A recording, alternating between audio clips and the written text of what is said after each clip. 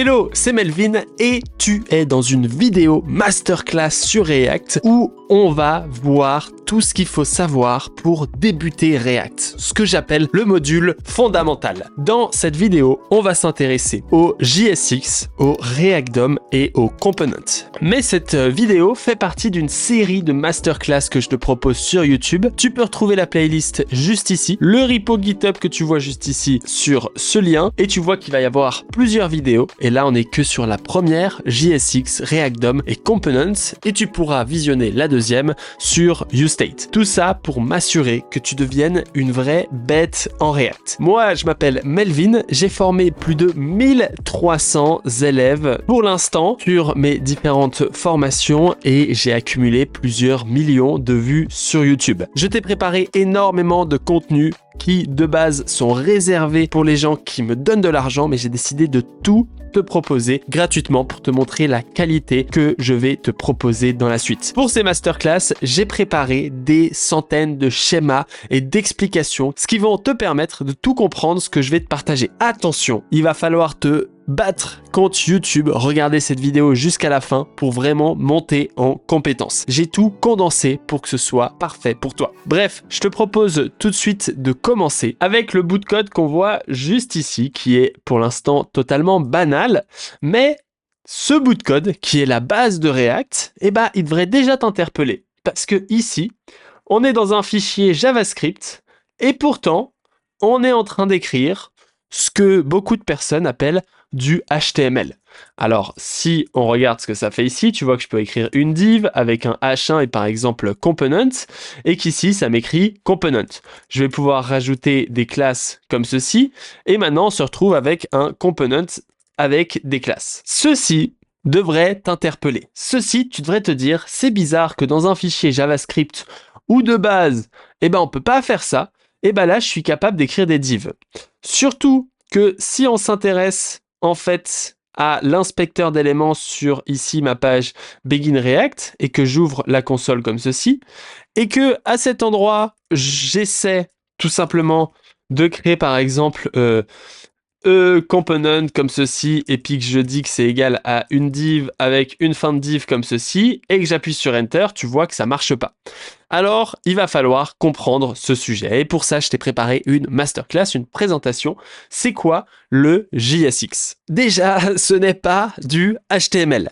Ce n'est pas non plus du HTML dans du JavaScript. Il va vraiment falloir t'enlever ça de la tête parce que c'est plutôt du JavaScript. Le JSX qu'on a vu précédemment, c'est juste et simplement du JavaScript. Mais à ce moment-là, tu te demandes peut-être pourquoi notre navigateur ne le comprend pas. On va tout de suite le comprendre. Ici, ce que tu vois écrit, c'est du JavaScript. Mais tu le vois sous une forme un peu édulcorée, un peu plus sexy, un peu plus lisible pour un développeur. Le JSX, en fait, celui-ci, il va être transformé. Comme tu peux le voir ici, le JSX qu'on a vu juste avant, il va être transformé en utilisant ici des React.createElements et autres styles que tu vois juste ici. Alors justement, tu es en train de te dire peut-être que tu n'as jamais vu ce React.createElements et on va justement s'intéresser à ce que c'est. Parce qu'en fait, quand on écrit du JSX, donc ce qui est écrit ici, il va y avoir une phase qui est créée par ce qu'on appelle Babel, qui va transformer ce JSX qu'on a en une syntaxe qui est compréhensible par le navigateur. Et donc, ici, on peut le voir qu'une fois qu'on a ce JavaScript, cette fois-ci, le navigateur Chrome est capable de le comprendre. Et c'est exactement notre but. Mais alors, pourquoi est-ce qu'on doit faire ça? Pourquoi est-ce qu'on a ce React.createElement? À quoi ça sert? Et pourquoi on n'est pas juste en train d'écrire du HTML? Ce React.createElement, on peut le voir ici avec l'exemple, il prend 3 arguments. Le premier qu'on a juste ici, c'est le bouton. Ce bouton, en fait, c'est le type de l'élément qui doit être créé. Celui-ci, il peut soit être de type élément, donc comme ici on voit avec une string, c'est-à-dire que ici c'est un élément, ou un composant. Quand on va créer des custom components, on va pouvoir les composer entre eux afin de pouvoir créer des éléments qui sont des composants. On va aussi avoir ici des props, avec par exemple onClick, mais tu pourrais avoir onDoubleClick, qui est un event. Tu pourrais avoir des styles, qui seront des propriétés HTML où tu pourrais avoir n'importe quel custom props que tu veux passer à notre composant. Et finalement ici, on a le /letChildren. Ce paramètre est un peu spécial parce qu'il peut non seulement prendre des strings, il peut aussi prendre des tableaux, mais il peut aussi prendre des objets, bref, enfin peut-être pas des objets, mais il peut prendre pas mal de choses, notamment aussi d'autres React.createElements. Donc tu vois que ici, ce qui est intéressant, c'est qu'on a d'autres React.createElements qui sont intégrés dans les children. Bref, ça c'est pour ces éléments-là, mais ce qui nous intéresse, c'est qu'est-ce que ce React.createElement vient créer. Et bien ce React.createElement, il vient créer une sorte de JSON.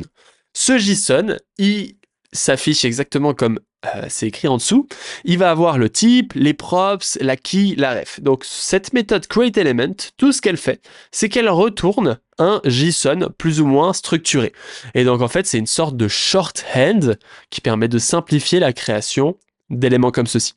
Et du coup, si je te montre mon composant card complexe, eh ben, il va créer un JSON plus ou moins complexe avec une div, des props, des children et ce key et ce ref qui sont des reserved keywords de React qu'on verra ensemble plus tard. Maintenant qu'on a tout ça, eh ben, on a cette fameuse représentation du DOM. Et pourquoi est-ce qu'on fait tout ça? C'est parce que ici, ce que tu vois, c'est le React DOM. Oui, on dirait pas comme ça, mais voici comment se représente le DOM.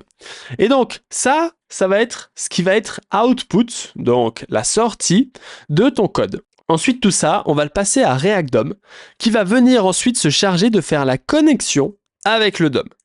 Et donc, quand il y a des updates, il y a une méthode comme ça qui est un code simplifié du Virtual DOM, et ben il va venir comparer l'ancien gros JSON que je t'ai montré, mais évidemment ça se fait de manière très récursive, comme tu peux le voir ici, ça vient récursivement venir faire ça, mais ça va venir comparer l'ancienne et la nouvelle node, voir si il faut peut-être en créer une nouvelle, il faut peut-être en supprimer une, il faut peut-être en modifier une, etc., etc. Donc en clair, toi t'écris du code JSX qui représente ton code React qu'on a juste ici. Ce code JSX, il va être transformé en JavaScript par Babel. Ce Babel, il va être envoyé au React DOM sous forme d'objet JavaScript et le React DOM va s'occuper de créer des éléments. Donc voici vraiment le flux React. Maintenant que je t'ai fait un petit peu la théorie, on va tout de suite vérifier que ma théorie est juste. Et donc on va venir ici et au lieu de faire ça, devine ce qu'on peut faire. Déjà, on peut analyser ce qu'on reçoit. Donc là, si je vais dans la console network, on peut aller analyser les fichiers JavaScript qui sont reçus. Et donc, dans les fichiers JavaScript qu'on reçoit, on peut voir ici le component.jsx. Et celui-ci, il utilise ici JSXDev, mais c'est à peu près comme React.createElements, qui va passer une div et qui va passer les children avec ici plein d'autres paramètres parce que c'est Webpack qui fait encore des siennes. Mais ici, on peut voir qu'il y a toute cette création qui se fait. Maintenant qu'on a vu ça, ce qui nous intéresse, c'est de venir te prouver tout ce que je dis. Donc ici, on va venir importer React et on va faire createElement de div. Avec comme props, ici, on va pouvoir mettre class name, par exemple, card, bg, ici je vais mettre neutral, on va mettre shadowXL, donc c'est des classes Tailwind, rien de très spécifique. Et ici, en deuxième argument, on va faire hello. Et donc là, quand je sauvegarde, tu peux voir qu'on a notre hello.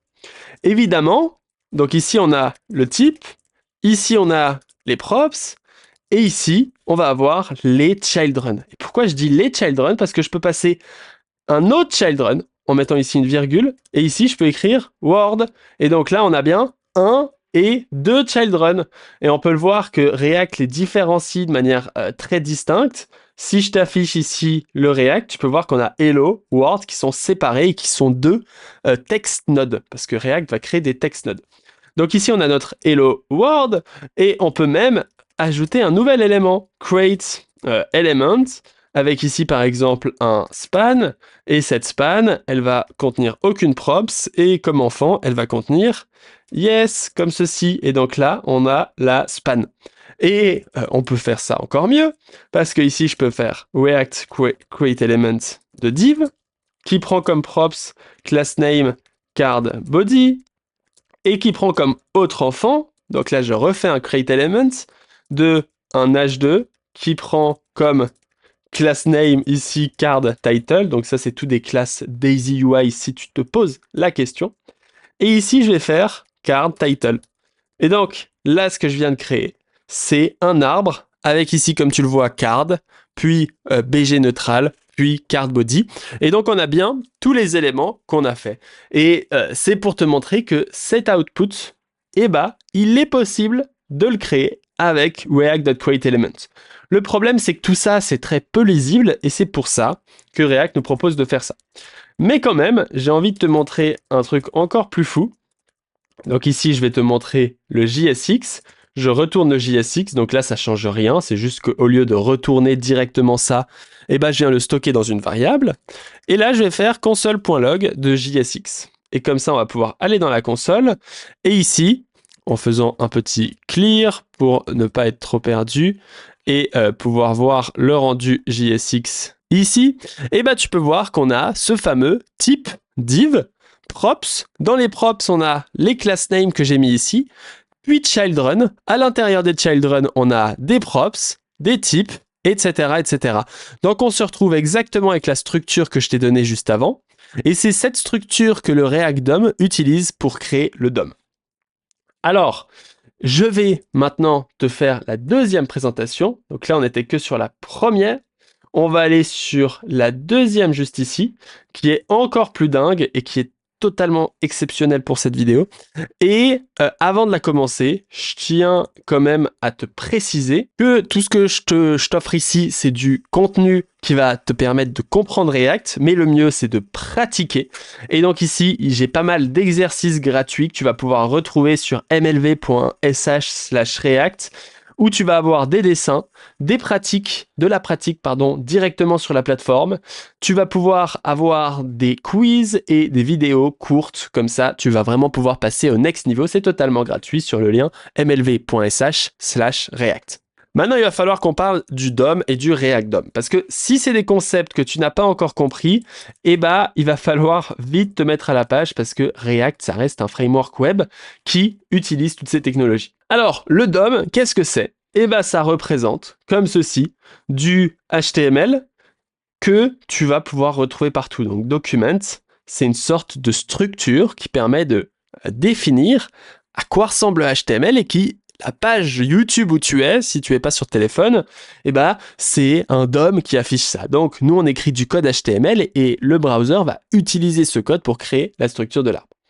Donc, on écrit notre HTML comme ceci. Notre HTML, il est passé à Google Chrome et Chrome, il va construire le DOM qu'on dessine souvent de cette manière avec une sorte de structure en arbre comme je t'ai fait juste ici. Et donc ici, on peut voir qu'on a deux types d'éléments. On a des éléments qui sont des body, main, footer, article, H1P et on a des text nodes. Et donc le texte, c'est souvent ce qui est très présent sur un site web, comme je te l'ai marqué juste ici. Donc les éléments nodes, eh ben, ils vont contenir plein de propriétés qu'on voit juste ici, avec tous les éléments que tu vois juste ici, et encore plein de propriétés, etc., etc.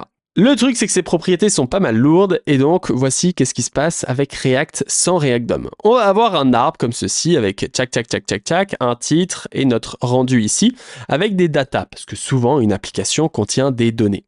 Et donc là, on a un username, un title, un content, Melvin, super title, mon article. Et quand on vient faire update username is no Alex, et bah le DOM, ou toi, avec ton code, tu vas devoir définir où est-ce que était utilisé username, donc tu vas devoir garder la trace de ceci, ou parcourir tout ton élément pour trouver ceci. Et donc là, tu vas rechercher le P, le sauvegarder dans une variable, puis ensuite, tu vas modifier update username à Alex. Et donc, le rendu va ensuite se mettre à jour de manière assez intuitive. Et maintenant, le title devient test. Et donc là, tu dois refaire la même chose, chercher le H1, le modifier, etc. afin de pouvoir mettre test et d'avoir le rendu qui est modifié.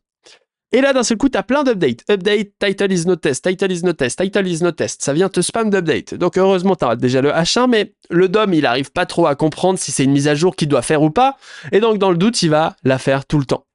Et donc, pour un framework, c'est assez compliqué de garder la trace de tout ça parce que les éléments, les nodes sont très lourdes, dû au fait qu'il y a plein de propriétés en plus, et que c'est plus difficile de garder la trace. Alors, c'est pour ça que le DOM, il est très doué pour Paint, c'est-à-dire pour afficher les données, pour t'afficher la page web sur laquelle tu vois, mais il est moins doué pour gérer les updates et traquer les éléments à modifier. C'est pour ça qu'on a salué le React DOM.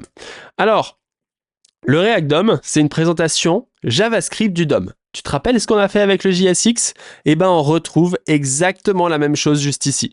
Type, props, childrun, type, props, childrun, type, props, childrun, etc. Et ça va nous représenter ce DOM, mais de manière ultra légère. Au lieu d'avoir des milliers de propriétés comme je t'ai montré avant, on se retrouve qu'avec des dizaines de propriétés, même pas, ici on a 0 propriété parce que j'ai pas mis de propriété, mais on pourrait évidemment avoir des propriétés ici et là. Et donc, cette représentation simplifiée du DOM en JavaScript, c'est ce que le React DOM va utiliser. En gros, le React DOM, quand il a sa représentation JavaScript du DOM, il va venir donner des instructions au DOM. Au lieu que le DOM, c'est toi qui dois donner des instructions au DOM, qu'on soit d'accord quand tu fais du JavaScript, mais au lieu que le DOM fasse ses instructions, peut-être pas forcément aussi bien et aussi facilement, React DOM, il va être une sorte de surcouche qui stocke un objet JavaScript et lors de la première affichage de ton application, la première fois qu'elle est rendue, il va venir créer toutes les nodes qui correspondent au JSX et donc ici aux sortes d'objets JavaScript que tu auras créés. Maintenant, imagine-toi qu'il y a une update. Title change en test. Et à ce moment-là, alors ce graphique est un peu plus compliqué que les autres, on va avoir l'update du title change en test. Et donc là, React, il va garder 2 DOM en mémoire. Il va garder le premier, qui était celui d'avant, et le deuxième, qui est celui d'après, qui est juste ici. Une fois qu'il a ces 2 DOM en mémoire, il va avoir un processus de diffing, qui peut être, de manière assez vulgaire, le fait de superposer les 2 DOM l'un au-dessus de l'autre, et de regarder le seul élément ici qui a changé. Tu peux voir qu'on voit que test est devenu super title. Moi, j'ai changé entre deux. Et donc ici, React, il va se dire, ok, j'ai changé cette DOM. Cette DOM a été modifiée. Et donc, suivi de ça, il va donner les instructions au DOM. Tu dois récupérer l'élément H1. J'ai évidemment super simplifié tout ça. Et modifie le inner text en mettant test, juste ici. Et donc, cette instruction unique va être envoyée au DOM, elle va être modifiée et ce sera optimisé. Donc ensuite, on envoie ça au DOM et le DOM est maintenant mis à jour et synchronisé avec la dernière version du React DOM. Tu comprendras maintenant que si, par hasard, on fait title change ici à la place de test, on lui dit que ce title va changer tout simplement en title, à ce moment-là, il va se dire, il n'y a pas de changement. Et donc ici, il ne va pas voir ce changement qui est juste là. Il ne va pas non plus voir, il va pas non plus donner d'instructions. Et donc le DOM n'aura pas changé. On s'arrête ici, c'est la dernière étape. On va juste rien faire, si tu veux. Et donc voici comment on gère tout ça. Évidemment, le virtual DOM n'update que ce qui a changé. Si aucun changement, il n'y a aucune update. Le but du virtual DOM, c'est pas forcément d'être plus performant, c'est de mieux traquer et mettre à jour le real DOM pour venir garder les updates en mémoire comme ceci. Le but du virtual DOM, c'est de faire en sorte que toi, en tant que développeur, tu puisses facilement décrire ce que tu veux et que le virtual DOM fasse en sorte de toujours s'assurer que ceci soit bien respecté. Le concept de diffing, c'est le fait de comparer 2 versions du virtual DOM pour définir ce qu'il faut mettre à jour. En sachant que dans ma démo, je te donne l'impression qu'il y a tout le virtual DOM ici qui est vérifié, mais en vrai, il va que faire ça au niveau des composants, donc de manière beaucoup plus optimisée, encore plus optimisée que ce que je te montre ici. Le batch update, on pourra en parler, c'est le fait d'attendre plusieurs mises à jour avant de mettre à jour le DOM, c'est-à-dire que avant ce qui se passait avec le real DOM, vu qu'on pouvait pas trop gérer les updates, si tu modifiais plein d'éléments en même temps, il allait chaque milliseconde faire les modifications. Alors que React DOM, il va attendre d'avoir pas mal de modifications à faire dans un court laps de temps, de 1 seconde, évidemment, ça c'est même moins d'1 seconde, avant de pouvoir les mettre à jour. Donc, on va quand même analyser ces 2 sandbox ensemble.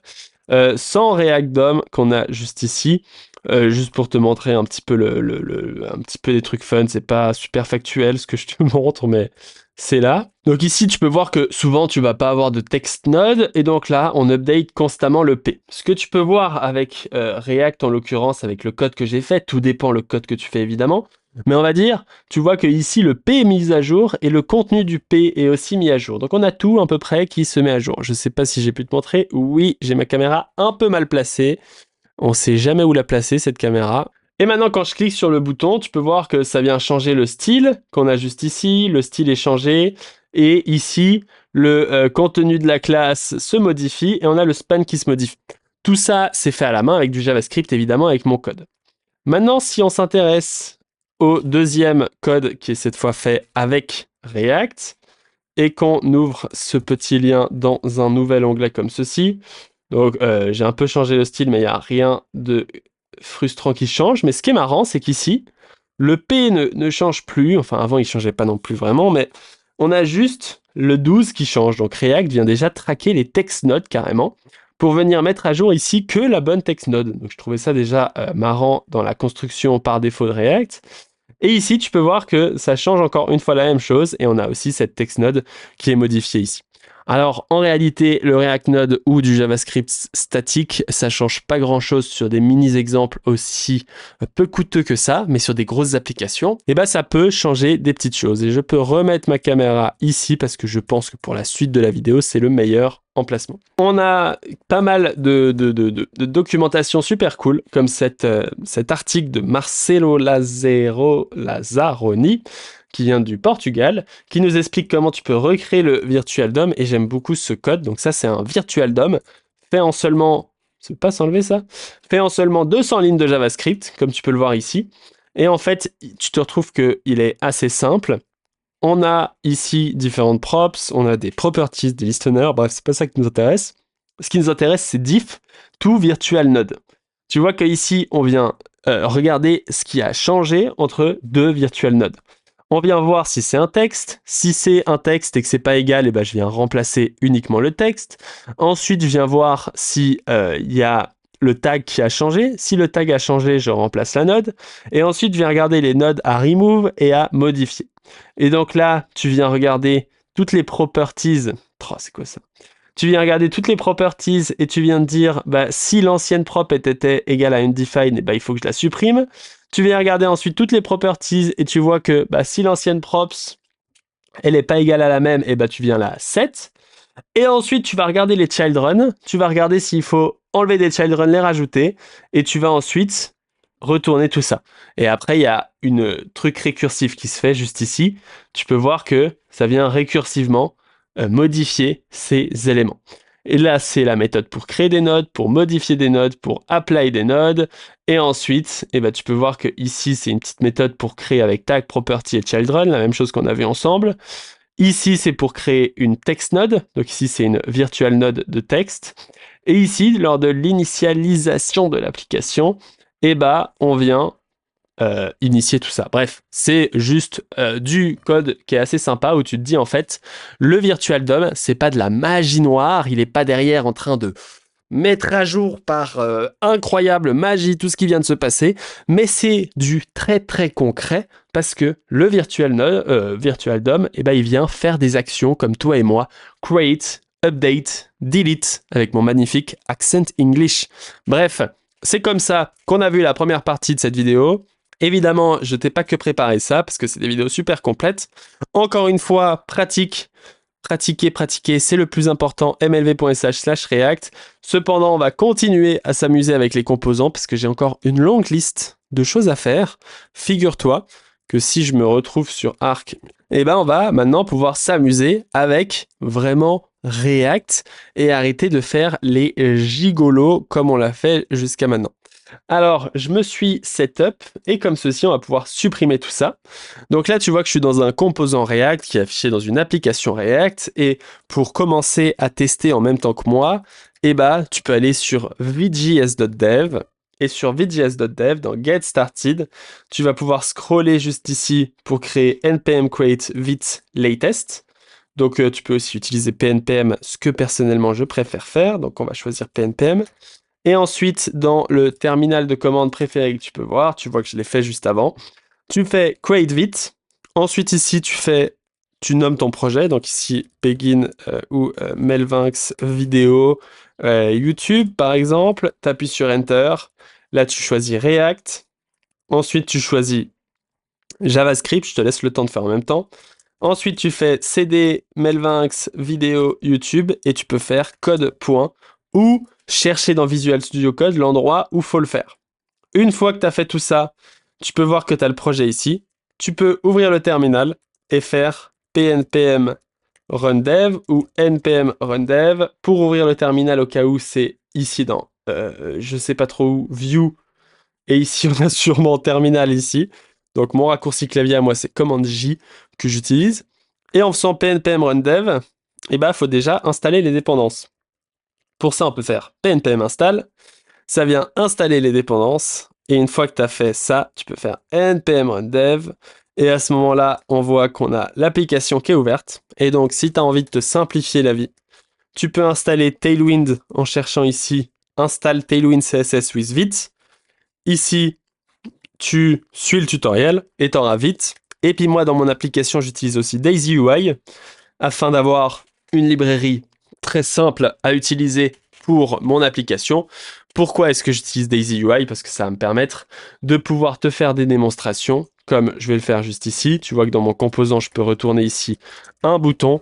J'ai qu'à lui mettre une class name BTN et ça fait un bouton. Et comme ça m'évite de perdre du temps à faire des styles compliqués, alors que ici, je peux faire des styles rapides et simples. Donc voici, normalement avec toutes ces explications, tu devrais pouvoir stopper la vidéo, te mettre à la page, setup ton application vite, et comme ça on est bon. Une fois que tu as fait tout ça, on peut voir qu'on a notre premier composant, et justement, on va quand même s'intéresser à la création d'un composant. Pour créer un composant, alors à part celui par défaut qui sera créé dans Vite, donc si ici je te montre dans Source et dans App, toi tu vas avoir ce code-là avec déjà des states. Ce que je te propose de faire, c'est de tout supprimer, et ici de return juste une div, avec à l'intérieur où tu écris test, comme ceci, et comme ça on se prend pas la tête, et tu commences avec un code clean et efficace.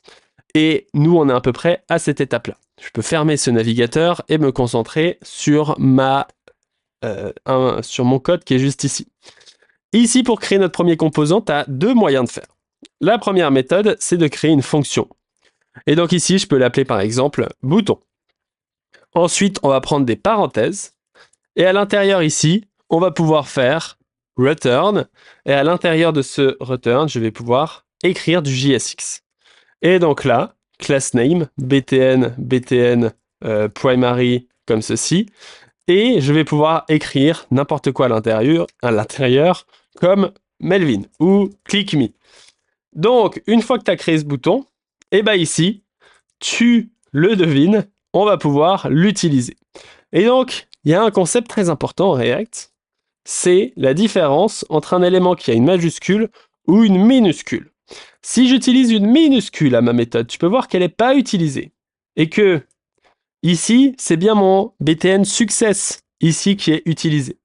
Il faut à tout prix mettre une majuscule à tes composants custom pour que React détecte ce qui doit te retourner. Donc si là juste, on vient wrapper cette div, ce bouton plutôt à l'intérieur de div comme ceci, que je viens copier-coller ça et que je viens mettre ça ici, donc juste pour te démontrer un peu ce qui se passe ici, ça c'est sur babelJS.io/repl/ plein de paramètres, on peut voir ici ce que ça retourne. Et donc ici, quand j'utilise un bouton minuscule, comme je le fais ici, check, tu peux voir que le create element ici, il s'appelle avec une string.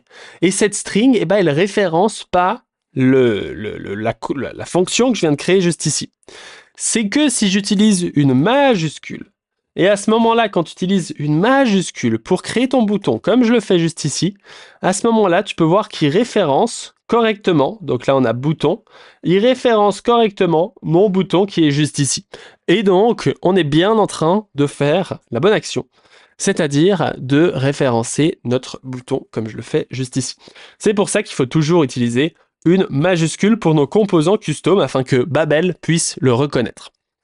Une fois qu'on a vu ça, eh ben on va pouvoir venir juste ici ajouter notre majuscule. Et à ce moment-là, on peut voir que c'est toujours pas utilisé. Et que pour faire en sorte que ce soit utilisé, je dois venir sélectionner mon bouton et remplacer ça par bouton. Et à l'instant où je sauvegarde, cette fois le success disparaît et le click me apparaît. Toutes les class names ici ne servent plus à rien, parce que je ne passe pas de propriété. Donc ici, on va supprimer ça et on va juste utiliser notre bouton comme ça. Et à ce moment-là, l'avantage d'un composant, c'est qu'après, je suis capable de le réutiliser plusieurs fois. Et donc ici, je vais juste rajouter des classes Tailwind afin d'avoir une sorte de bouton ici avec ici item start. Comme ça, on a la bonne taille. Maintenant, généralement, tu vas pas vouloir toujours utiliser le même nom de bouton. Ici, click me, click me, click me, click me, click me. Voilà, t'as compris le problème. Et généralement, on va vouloir modifier ce nom de bouton. Et pour modifier ce nom de bouton, tu vas pouvoir venir rajouter une props très spéciale qui s'appelle childRun. Cette props childRun, déjà, on va juste prendre les props et les console log pour aller dans l'ordre. Et je vais supprimer mes exponentiels boutons pour en garder que un le temps de la démonstration. Tu peux voir qu'ici, on a des logs vides. Mais si je passe une props, par exemple, class name btn lg, parce que j'ai envie qu'il soit très gros, mon bouton, et bien à ce moment-là, on voit qu'on a btn lg qui est passé en paramètre. Mais vu que c'est props, j'en fais rien, et ben le bouton ne change pas. Mais évidemment, ici, je peux modifier ça pour venir faire comme ceci, plus props.className, et à ce moment-là, boum, mon bouton devient grand. Et si je fais btn sm, le bouton devient petit. Et tu peux voir qu'ici, dans les classes du bouton, on a bien le btn sm qui apparaît dans l'ordre que je l'ai mis juste ici. Et donc ça, c'est la manière de passer des propriétés d'un composant bouton à d'un composant component à un composant bouton. Donc ces props-là vont se transformer en props qui vont être passés juste ici. Et cette syntaxe ici va être transformée en un objet qui contient class name. Mais encore mieux, on va pouvoir utiliser une prop spéciale pour pouvoir l'utiliser là-dedans. Qu'est-ce que tu ferais naturellement ? Tu te dirais, je vais mettre un texte custom, et par exemple, mon texte, c'est « Je suis super ». Voilà, parce qu'on est tous super, et on l'oublie jamais. Ici, je viens faire props.text à l'intérieur, et là, je suis super. On va mettre btnlg, comme ça, tu vois bien le bouton. Et là, tu te dis, bah c'est super, je suis super, donc c'est super. J'arrête la blague tout de suite. Et donc, on a ce btnlg, je suis super, et tu te dis, je suis super, c'est super. Et donc, à ce moment-là, on se dit que c'est pas sympa. Ce serait peut-être plus sympa de pouvoir l'utiliser comme un composant React. Quand j'écris un bouton et que je veux mettre « je suis super » à l'intérieur, je le mets pas dans une propriété texte en HTML. En HTML aussi, Si ici, je viens mettre un bouton juste ici, tu vas voir qu'il va apparaître ici. Si je fais test, eh ben, il disparaît parce que React le dégage. Mais quand je fais test, eh ben, tu peux voir que j'ajoute le texte à l'intérieur. Et pour ajouter le texte à l'intérieur, on a un nom de propriété spéciale qui s'appelle childRun. Et donc là, tu peux voir que quand je passe à l'intérieur le texte, tu peux voir que dans les props, je reçois une props childRun, ici qui contient « je suis super », super génial.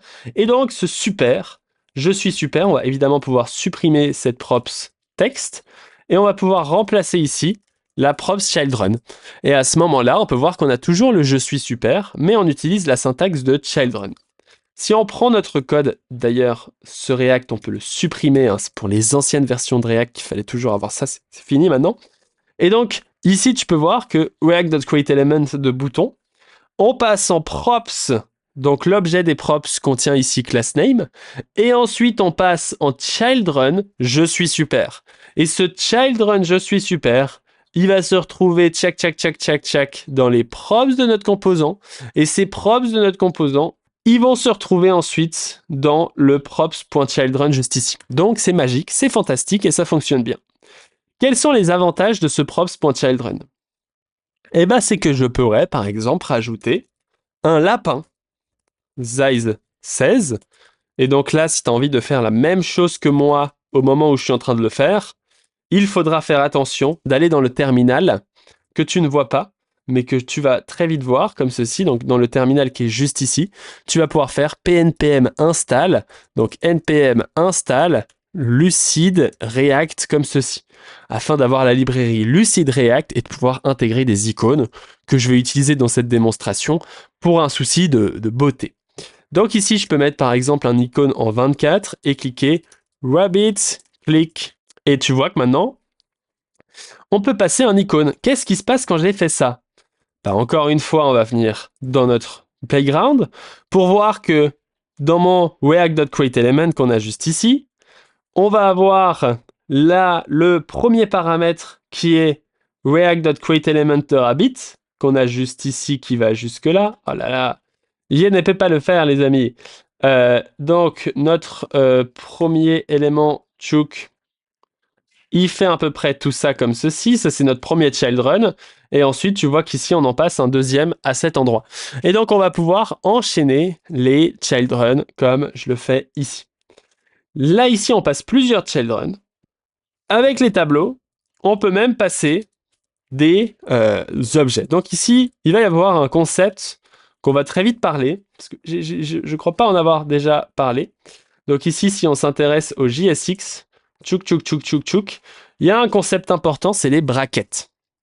Tu vois que ici, on est dans du JSX et que si ici, j'ajoute, par exemple, ici, si par exemple, je veux ajouter alerte de Melvin, et bien ce alerte, il fonctionne pas. Il fonctionne pas tout simplement parce que il est considéré comme une string. On n'a pas l'impression comme ça que c'est une string, mais tu peux voir que le alert ici, il est bien considéré comme une string quand on le transforme ici. Pour écrire du JavaScript, il faut utiliser une accolade. Les accolades permettent de rentrer dans le monde JavaScript. Tu peux un peu le voir comme une sorte de porte dans l'entrée JavaScript, une porte de Narnia dans l'entrée JavaScript. Et donc à ce moment-là, quand j'écris 10 plus 10 et que je copie ça juste ici, alors c'est dommage qu'on ne puisse pas formater cette histoire, mais là le 10 plus 10, il n'est pas écrit dans une string. Donc là, si après ça, j'écris 10 plus 10, comme ça, on va vite se rendre compte de la différence. Tu peux voir que le premier 10 plus 10, il est écrit de manière normale, et le deuxième, il est écrit dans une string. Donc dans le deuxième, je l'affiche ici, et le premier, j'affiche 20. La même chose avec mon alerte. Si je l'affiche comme ceci, et ben là, tu peux voir que j'ai l'alerte qui s'affiche. Alors évidemment, c'est une très mauvaise pratique, parce qu'on n'a pas envie d'avoir d'alerte dans le JSX. Mais c'est pour te dire qu'à ce moment-là, on ouvre une porte. Donc ici, Rabbit Click, on ouvre une porte dans le JavaScript. Et c'est pour ça que ici, dans Class Name, on peut aussi ouvrir des portes. Là, j'ouvre une porte de 24. Ici, j'ouvre une porte avec le nom des classes. Je pourrais ouvrir des portes ici, dans le child run directement, et dire « Ah bah j'ai envie de customiser mon JavaScript » et de passer un tableau en paramètres, par exemple ici avec Melvin et avec Patrick, comme ceci. Donc là, tu vois qu'on a Melvin Patrick. Parce que une dernière particularité du child run, comme ça je t'aurai tout montré et tu seras vraiment un expert, c'est que ici, en child run, tu peux voir qu'ici on a le premier argument bouton, ensuite on a le deuxième argument qui commence ici et qui finit juste ici, qui contient un objet, et ensuite on a le troisième argument qui est juste ici, qui est un tableau. Et donc justement c'est génial, parce que on peut aussi render des tableaux dans ses props child run. Et donc, c'est comme ça qu'on pourra, dans la suite du cours, qui est très bientôt, là, si je regarde, on a encore un sujet avant ça, mais dans la suite du cours, on va pouvoir render des tableaux. Donc, au moins, maintenant, tu comprends vraiment ce concept de éléments comme ceci, et n'hésite pas, évidemment, je te l'ai déjà dit, mais je suis obligé de te le répéter, d'aller tester tes compétences, avec notamment les quiz que tu retrouveras sur mlv.sh/react. Alors, c'est assez important parce que j'ai envie que tu mémorises tout ce que je te dis, sinon ça sert à rien. Maintenant, sur notre bouton, ce composant-là, il est sympa. Il y a un petit sujet que j'ai envie de te parler, c'est qu'ici, j'utilise des styles avec Tailwind. Les différentes manières d'ajouter des styles dans ton application, il n'y en a pas 36 000. Et comme ça, tu les auras tous vus rapidement. Je ne vais pas te les montrer parce que ça va prendre trop de temps. Mais la première méthode, c'est d'utiliser la props style. Donc, tu vois que ici, je peux venir utiliser style background red et ça vient me mettre mon background red. Super. Le problème, c'est que c'est pas performant, pas très maintenable, pas réutilisable et simple. Quoique l'argument pas performant, les derniers tests ont montré que c'était très performant. Mais bon. Ensuite, on a des global class name. Les global class name, c'est assez simple. C'est qu'ici, on vient aller dans un fichier CSS. Tu peux créer n'importe quel class name comme mon super bouton, background red, check, check, check. C'est pas comme ça qu'on écrit. Padding 24 sur 44 pixels. Et à ce moment-là, tu peux voir que là, je peux écrire dans les class names mon super bouton. Et donc là, on a le style diabolique que j'ai procédé juste ici. Je peux évidemment supprimer ça. Ensuite, on a les CSS modules, parce que le problème des class names ici, c'est que c'est global et donc c'est très dur à maintenir. Ici, on va pouvoir créer des fichiers class name par component, mais ça, on va pas le voir. Et ensuite, on a le CSS in JS, avec notamment Emotion, où tu vas écrire du JavaScript qui génère du CSS, soit au build time, soit au runtime, avec notamment Panda, qui le fait au build time et qui est un peu plus optimisé. Donc ça a pas mal d'avantages, mais le plus simple et le meilleur, c'est Tailwind, qui fait ça au build time et qui va transformer les classes en un fichier CSS, et c'est celui qu'on utilise lors de cette vidéo présentation. Maintenant qu'on a vu ça, on va pouvoir créer un premier composant un peu plus compliqué. Par exemple ici, shoeCard. Et ce composant shoeCard, il va retourner ici une card. Alors, on va créer une div avec la classe nameCard, avec à l'intérieur une picture, et ici une image, source, image, props.image. Alors ici, on vient prendre les props, et on vient afficher cette image. Puis ensuite, on affiche une div avec classe nameCard body, et ici, on va afficher un paragraphe avec une class name card title. Et à l'intérieur, on va afficher props.title. Maintenant qu'on a créé ça, si je sauvegarde, l'application va crash parce que bouton is not defined, mais c'est pas grave parce que maintenant on va utiliser shoeCard. Comme image, on va utiliser ici /image/ et donc là tu vois que dans les images, j'ai pas mal d'images de chaussures. Donc ici on va par exemple utiliser /shoes-1 /choose-1.png avec comme title ici requin. Et donc à ce moment-là, il faut bien fermer la div et on voit qu'on a une magnifique card ici.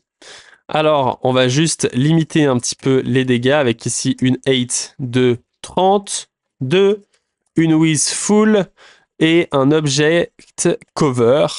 Ici, on va faire un BG neutral, un texte neutral content et un shadow. Alors, si tu es perdu avec le code que je viens d'écrire juste ici, bah, tu n'as qu'à aller sur Daisy UI.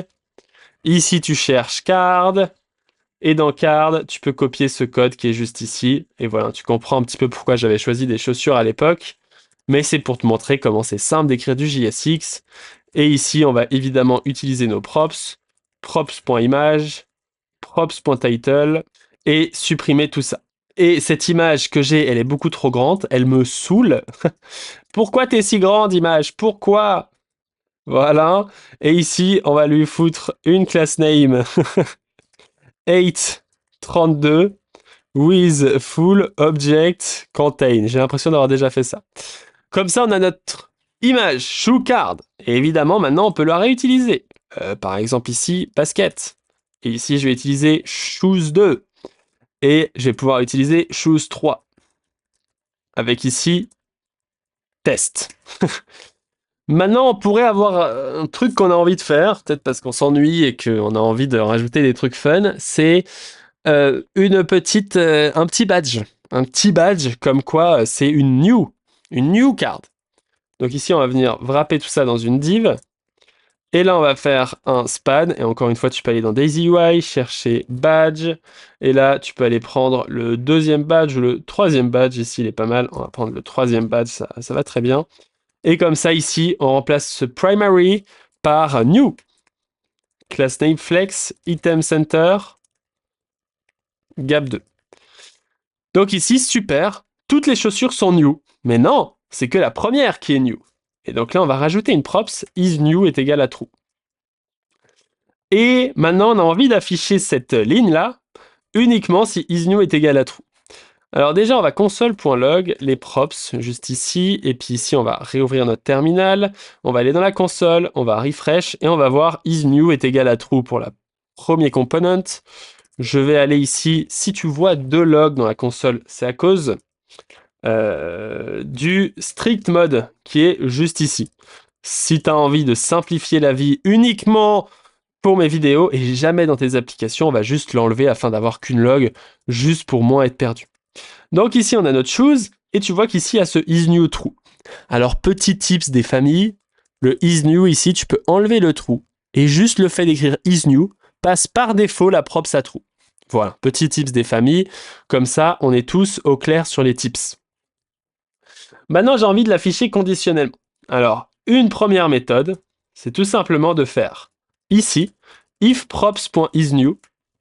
À ce moment-là, je retourne... Ouh là là, je suis en train d'afficher tous mes secrets. À ce moment-là, je retourne mon JSX avec le new. Et sinon, je le retourne sans le new.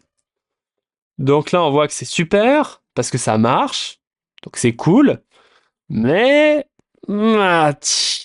t'en es un peu crispé là, parce que si demain, tu sais pas pourquoi, j'ai envie de passer la 8 à 40, 4, et ben il n'y a que la première qui a la 8 44. Et ma deuxième et ma troisième pas, donc je dois tout le temps update ici. Pas pratique, pas une bonne solution. La seule chose qu'on pourrait faire avec cette syntaxe-là, c'est par exemple, on pourrait ici écrire un petit is invisible ou is visible. Et donc ici, on pourrait dire, bah, si is visible est à false, et bah, je peux retourner un petit icône ghost. Hop là. Et donc là, tu peux voir que ça affiche des ghosts si c'est pas is visible. Mais dans tous les cas, ça ne nous intéresse pas trop de faire ça. Nous, ce qu'on voudrait faire, c'est plutôt afficher cet élément. Oh, j'ai perdu mon badge. Hop là. J'aurais plutôt envie d'afficher cet élément de manière conditionnelle. Et donc là, on va pouvoir, boum, mettre des accolades pour rentrer dans le monde du JavaScript. Et ici, ces accolades, il y a un truc que je t'ai pas dit, c'est qu'ils acceptent que des expressions. Si je me trompe pas. Expression vs statement. La différence principale, c'est que un statement, ça va être tout ce qui est fonction, etc., ou l'assignement d'une variable, alors que des expressions, ça va plutôt être ce qui se passe dans un statement. Donc ici, ceci est une expression, et ceci est un statement. Un if, c'est un statement. C'est assez problématique, parce que vu que c'est if, si je fais if props.isNew, bah, j'affiche le badge. Bon, bah, React, il est pas fan du concept, si tu vois ce que je veux dire. Donc ici, ce qu'on pourrait faire de manière assez intelligente, c'est, première étape, première solution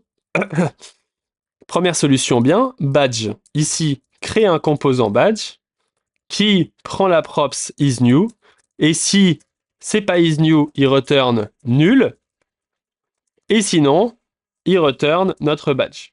Et à ce moment-là, je peux faire badge isNew est égal à isNew. Et à ce moment-là, si j'utilise props.isNew, eh ben on voit que, évidemment, si je déstructure les props comme ceci, faites attention entre la syntaxe de déstructuration ou pas, on voit que le isNew est là pour le premier, mais pas pour les deux autres. Ça, c'est la première méthode. La deuxième méthode qu'on aura, c'est de venir ici de faire props.isNew, point d'interrogation. Si c'est isNew, on va afficher le badge. Sinon, on va rien afficher. Donc ça, c'est une syntaxe JavaScript standard. Ça s'appelle le ternary operator. Mieux décrit que ce que je fais, mais il va nous permettre, avec une question mark, d'exécuter une expression uniquement si elle est truly à gauche et si elle est falsy à droite.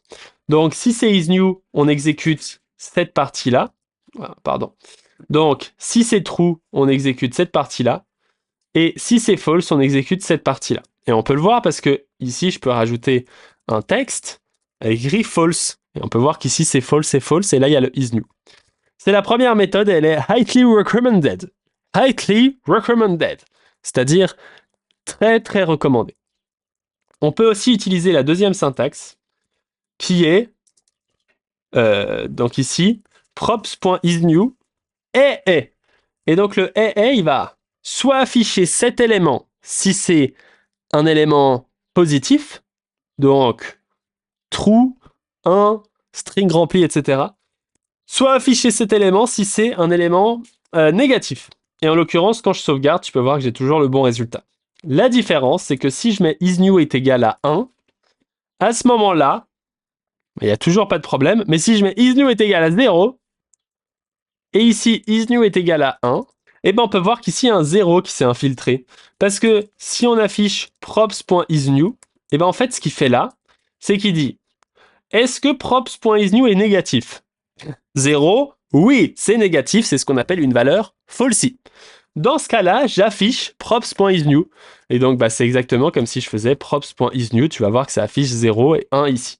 Le truc, c'est que quand c'est 1, ça affiche cette partie-là. Quand c'est 0, ça affiche cette partie-là. Et donc, c'est pour ça qu'on recommande, surtout quand tu es à des débuts, d'utiliser toujours cette syntaxe. Comme ça, tu n'as aucune surprise. Si tu veux vraiment utiliser le hey, la solution safe, c'est de toujours wrapper ta condition, comme je le fais ici, avec booléen. Autour, comme ça on s'assure à 200% que celui-ci est un booléen et n'est pas un élément comme on a vu. Et à ce moment-là, tout fonctionne correctement.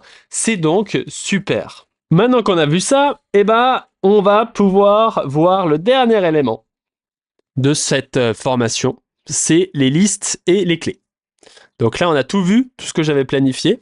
Donc c'est super. Parce que maintenant, on va pouvoir faire const list shoes, comme ceci. Et là, on va créer une liste de chaussures. Donc ici, on va venir prendre ce qu'on a fait juste là. Et donc là, on est des gros flemmards, les amis, on est des gros.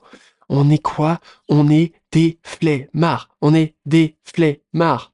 Hello, ChatGPT.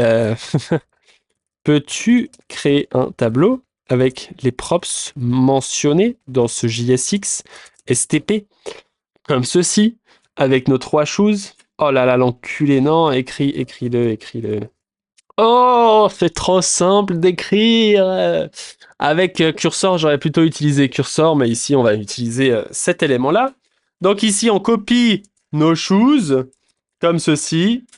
Et ensuite, maintenant qu'on a nos choses, on les met en majuscule pour informer que ce n'est pas modifiable, que c'est persistant, que c'est bloqué, qu'on ne modifie pas tout ça. On fait shoes, et donc là, on veut afficher une liste. Alors, la première solution, c'est juste d'afficher shoes. Et là, application error. Object are not valid as a React child. Parce que là, je passe un object. Pourtant, on avait vu qu'on pouvait passer des tableaux. Et donc là, on est d'accord que le tableau se passe bien. Ce qui se passe, c'est que l'objet ici n'est pas valide. C'est ça le détail qu'il faut mettre en avant juste ici. C'est l'objet qui n'est pas valide, alors que le tableau est valide. Donc ce qu'on a envie, c'est de retourner un meilleur tableau. Par exemple, en faisant .map. Donc ici, on va l'utiliser. .map. Chou. Et là, ce chou, on va retourner un P avec chou.title. Et boum, requin, basket, test. On a les 3 titres qui sont définis juste ici, qui s'affichent ici. Et donc, c'est bien en train de fonctionner. Maintenant, nous, on aimerait bien afficher des chou cards. Et donc, on va afficher les chou cards. Sauf que dans image, on va utiliser chou.image. Dans isNew, on va utiliser chou.isNew. Et dans title, on va utiliser chou.title. On va supprimer tout ça et on a le même résultat qu'on avait avant. Est-ce que c'est super? Oui. C'est super, on a réussi. Et donc ça, c'est une syntaxe compliquée et simple à la fois. Qu'est-ce qu'on fait ici? On retourne une fonction qui vient retourner du JSX. Ce JSX, il faut imaginer que ce qu'on est en train de faire ici, c'est comme si on faisait, donc ici, si on récupère les choucards que j'avais à l'époque, c'est comme si ici, j'affichais un tableau avec mes choucards. Tu vois ici, c'est exactement ce que je fais, avec par exemple 2 choucards. Et tu peux voir qu'ici, on a le requin et le requin qui sont affichés. Donc en fait, ce que j'ai fait, c'est que j'ai injecté un tableau comme ceci. Et donc ici, ça fonctionne correctement parce qu'on injecte un tableau, comme je t'ai expliqué avant. Maintenant qu'on a injecté ce tableau comme je l'ai expliqué avant, on va rajouter une props ID. ID 1, ID 2 et ID 3. Et on va enlever la props isVisible qui sert à rien. Et donc là, on va rajouter ID est égal chou.id. Et là, on doit rajouter ID ici, à côté de props.title. Pourquoi pas props.id? Donc là, on a 1, 2, 3. Parfait. Le truc, c'est que si chaque fois que je rajoute une prop, je dois le rajouter là, c'est chiant. Et donc, justement, on a une syntaxe assez cool qui s'appelle le spread operator. Et vu que les objets JavaScript, vu que les props sont des objets JavaScript, tu te rappelles normalement, ça fait pas très longtemps qu'on était dessus, hein, donc tu devrais t'en souvenir, que ici, quand je passe une prop, c'est un objet JavaScript.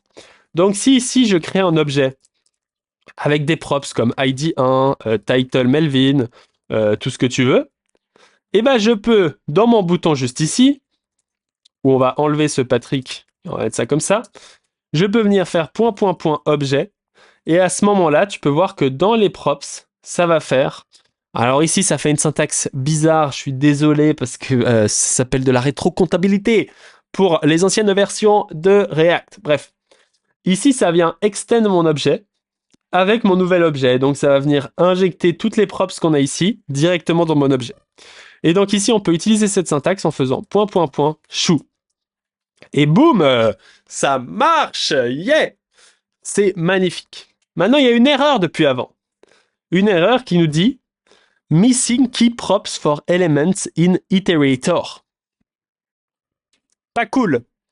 Qu'est-ce que c'est cette key props? Cette key props, elle est essentielle. Et tu peux mettre juste une string vide. Super! L'erreur est partie, on a résolu le problème. Pas du tout, pas du tout, pas du tout, pas du tout. C'est pas du tout ça. On n'a pas résolu le problème. Les keys sont très importantes et il faut toujours passer des keys uniques. Pourquoi? Parce que je t'explique jamais rien sans t'expliquer le pourquoi. Et c'est pour ça qu'il faut que tu te rendes sur mlv.sh/react pour comprendre le pourquoi de React dans les détails, dans les profondeurs. Et surtout dans la pratique, parce que c'est la pratique qui forge un homme.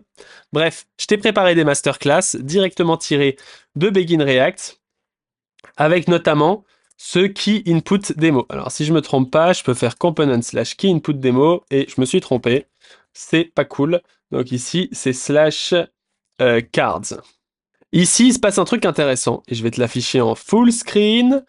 Tu peux voir qu'ici, on a des états. Et un état, c'est beaucoup de choses. Un état, c'est un state React avec useState qu'on verra dans la prochaine vidéo que je t'incite fortement à aller voir.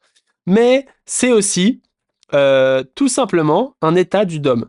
Tu peux voir qu'ici, cette checkbox, que je peux t'afficher juste ici, hein, cette checkbox qui est ici, enable... non, c'est pas cette checkbox qui est juste ici, c'est un state. C'est un state que React sauvegarde. Parce que si je te montre ici et que je déplace mon DevTool juste là et que je viens voir cette valeur, tu peux voir que quand je check, bon, il n'y a rien qui change visuellement dans le DOM, mais ça change quelque chose, sinon ça ne changerait pas l'affichage. Maintenant, imagine-toi que j'ajoute dans mon carte la Blue Yeti. Et que maintenant, je supprime, en désactivant les keys, donc là, j'ai aucune key, je supprime la Blue Yeti. Bah maintenant, Basic Fit, il est dans mon card. C'est pas bizarre, ça? C'est-à-dire que Basic Fit, c'est elle qui est check. Et si je supprime, maintenant, c'est Dark Coup Shoes qui est sélectionné. Parce que React, il vient préserver le state en fonction de cette key. Plus précisément, React, il a 3 manières de préserver le state qui sont expliquées dans la documentation de React. La première manière, c'est l'emplacement. Où est l'élément dans le DOM? C'est-à-dire qu'assez logiquement, s'il y a une div qui est là et que tu la déplaces là, React va considérer que son state n'est plus le même et il va l'invalider et il va justement supprimer son state. Le deuxième, c'est le type. C'est-à-dire que si tu as un composant qui est par exemple ici de type BTN et que d'un seul coup, tu le passes, ou par exemple juste tout simplement une div, et que d'un seul coup, tu la passes en un article, boum, ça change le type et le state ne sera plus préservé. Et le troisième élément, c'est la key. Dans le cas où tu as des éléments qui sont dans un ordre, 1, 2, 3, 4, et bah React ici, on peut dire que c'est le même type. Bah oui, c'est tous des shoe cards. On peut dire qu'une shoe card maintenant c'est orange. Donc c'est tous le même type. Ensuite, ils ont tous le même emplacement. Enfin, ils n'ont pas tous le même emplacement, mais ils sont tous à un emplacement. Maintenant, si je déplace cet élément-là ici, vu que c'est le même type, et que bah en fait l'emplacement n'a pas changé, c'est toujours deux éléments du même type, deux mêmes emplacements. Et bah les states, ils vont pas être préservés, donc le 2 va hériter du state du 1, et le 2 et le 1 va hériter le state du 2. Et c'est ce qu'on voit ici quand je refresh. Quand je check le Blue Yeti, la carte Basic Fit, quand je la supprime, elle vient hériter. Donc là, attention, je vais supprimer et on peut voir que le state est resté. Ce qui s'est passé ici, c'est ça. On avait le cart. Le state du cart, il était check. Le state du cart, il était cross. Check, cross, cross.